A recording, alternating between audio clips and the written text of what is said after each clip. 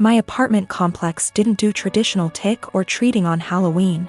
Residents were advised to set out pre-packaged individual candy bags on their patios / front door areas if they wanted to participate, but the traditional knock-on-door, physically hand strangers candy was not permitted.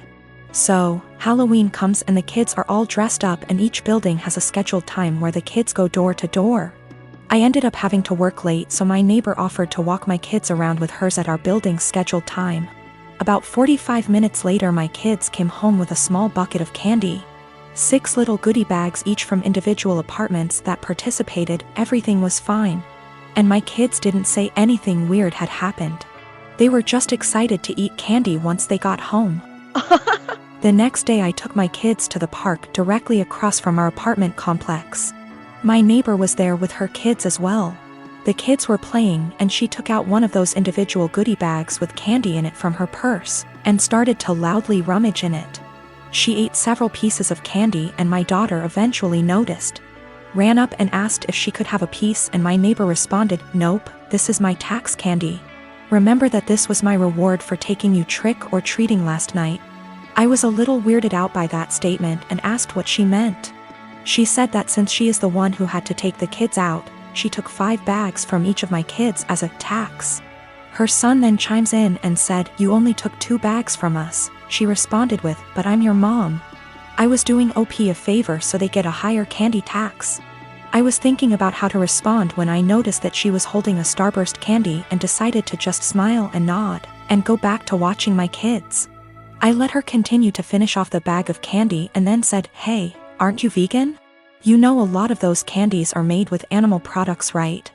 I explained what gelatin was and how a lot of those candies are made with it. She was horrified, Googles it, and then told her kids that they were leaving. She said something about how she was going to be sick and stormed off. Now she's giving me dirty looks every time we see her and won't let her kids play if she shows up at the park and we are there. My husband thinks I'm an asshole cause I should have either not said anything about the gelatin or said something right away when I noticed. I don't think it's my job to tell a vegan what is and isn't vegan though, and she deserved it for stealing candy from little kids. When we got home from the park after the gelatin incident, I sat my kids down and asked why they didn't tell me that the neighbor took half of their candy. My oldest kid is 6 and my youngest kid is 4. 6-year-old explained that as they went door to door during their designated trick-or-treating time, she would have my 4-year-old grab 2 bags instead of 1 from each apartment for the majority of them. She explained it to my kids that they were grabbing extra bags for her to be handed over at the end as taxation. So either freaking way she was directly taking candy from my kids or taking candy from other kids through mine. As for the authenticity of her vegan sim, I may have exaggerated when I said super vegan when I first posted this. She claims to be vegan and is very in people's faces about the benefits, etc. It's 100% about the health side. She brags about veganism curing cancer, diabetes, even some mental health issues. I have never once heard her talk about the benefits for animals. She also sells herbal tea products, customized gym clothing, etc., so she totes a pretty big vegan lifestyle. If that makes sense. Now for the gelatin. She knows what gelatin is, she knows what it's made out of, she knows that there are obvious things that she can't eat. But she had no idea that a lot of candy specifically had gelatin apparently. When I told her that they had gelatin in it, she knew what gelatin was but Googled the candies to see if I was correct. I think she is either really dumb or she eats non-vegan stuff all the time when no one's watching, and had to pretend to be horrified about it at this point. Cause a lot of you guys have pointed out that you literally can't be vegan and not know these things. I'm not vegan, I'm not even freaking vegetarian, and I know these things. I have 2 kids, Clark and Kent. While they have the same father, only one of them is biologically my child. They were born within 6 months of each other. The boys are currently 6, and for various reasons I have full custody of both of them. I didn't speak to anyone in my family for several years, and we got back in touch in 2019. Due to the boys' ages, my family know I couldn't have carried both. Unless I have the gestation period of a hamster or the longest labor ever. I have explained to them how this all came to be, but in my explanation I neglected to tell them which was my biological child. Due to my ex having a type, the other woman looked enough like me that the boys could pass for twins. Same dark hair, blue eyes, pale skin, and both cleft chins and dimples. My brother jokes that they look like tiny supermen. People who know them refer to them as twins because aside from a few minor differences, they're practically identical. Frankly, if they were closer in age and I'd had full custody of both from the time they were born, I suspect I would have mixed them up a lot as babies. Shortly before Clark's birthday last year, my mum asked if she could see Clark's birth certificate. I asked why and she said she wanted to know the exact time he was born, so I told her. She asked if she could see the certificate anyway. I asked why. She said she just wanted to check. I said I'm his mother, I know when he was born. Then she asked the same thing about Kent and we went through the same conversation all over again. Mum eventually admitted that she just wanted to see the birth mother's name on each certificate, which isn't even how that works, and I told her as much. This led to an argument where my stance was that I'm their mother, biology is irrelevant. Mum says if biology is irrelevant then it's not a big deal to tell her which of them is biologically mine. I said if she's so hung up on biology, then clearly it's a big deal to her and I don't want it to be a big deal. Especially as the boys themselves don't know.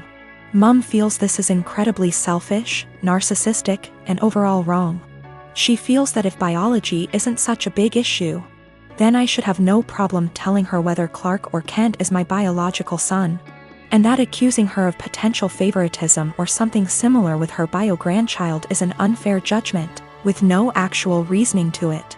My boyfriend agrees that I shouldn't tell anyone at least until my sons have decided for themselves, if they want to know and want other people to know. But my entire family agree with Mum that I'm being unreasonably selfish and that my actions now are more likely to cause issues than Mum's potential actions later. My fiancé, James, and I have been together for 3 years, planning a wedding for October 2016. A few months before we met, James bought a brand new home in a newer subdivision. We recently refinanced it and added my name. Before me, James dated a woman, Britt, for about 7 months. She's never been to this current house. From what he's told me, they broke up when he decided they weren't as compatible. The breakup was rough, to the point where he and neighbors called the police when she wouldn't leave his front yard and was screaming at 10 p.m. at night. This is all from what he and his sister have told me. I don't have a reason to not believe them. I've only had a few run-ins with Britt. These have been at restaurants or just coincidences out in public. We never spoke up until now. The problem, Britt has bought a house in the same subdivision that we live in. We even share a cul-de-sac. The only reason we found out about this is from a flyer we got welcoming her to the neighborhood. Our subdivision is very community-oriented. James insists he's never told her where he lives and hasn't spoken to her since the night he called the police. We both brushed it off as a coincidence, but lately it's becoming very weird. Here's why. I work for a company that allows me to work from home 3 out of the 5 days. Our home is a ranch and my office window faces the street. I'm not sure what Britt does for a living, but she does not work during the day. From about noon until 3, she spends her time walking up and down our street. When she passes our house, she doesn't take her eyes off of it. It's almost like she can see me in the office. She'll even stop in front of our house and stretch there for about 5 minutes. Every day anyone is at home. It makes me uncomfortable to the point where I have all of our blinds closed during the day. I understand the need for exercise, but she walks for 3 hours just going up and down our street. Another issue is when either James or I are outside with the dog, she'll let her dog outside and it will come sprinting to our yard. This causes her to come and get her dog. Every time she says, "I'm sorry, we're still working on training." James and I are always polite. Normally, I would be okay with this, but James has pointed out that any other time she lets her dog out and we're not outside, she'll immediately correct him before he runs off. She never corrects him when we're outside. We've been getting ding-dong ditched a lot since she's moved in. Something that's never happened in the 4 years that James owned the house. The doorbell will ring around dinner time, between 6 and 8, and by the time anyone gets to the door, no one will be there. It's gotten to the point where our Doberman has picked up the routine and waits by the front door, pacing. The last issue, which I believe might be illegal, is that our mail seems to go missing for a while and then pop back up. What I mean is, Brit will knock on our door and say that she received our mail and is just returning it. This has never happened with the previous owners in her house. We don't have a new mail carrier either. It seems to happen once a week and she'll always bring it on a Friday night. Based on the date on the envelopes, we can tell she's been holding it all week. This has pushed James over the edge because she had our water bill, which resulted in us being 2 days late on the payment. James is neurotic when it comes to paying bills.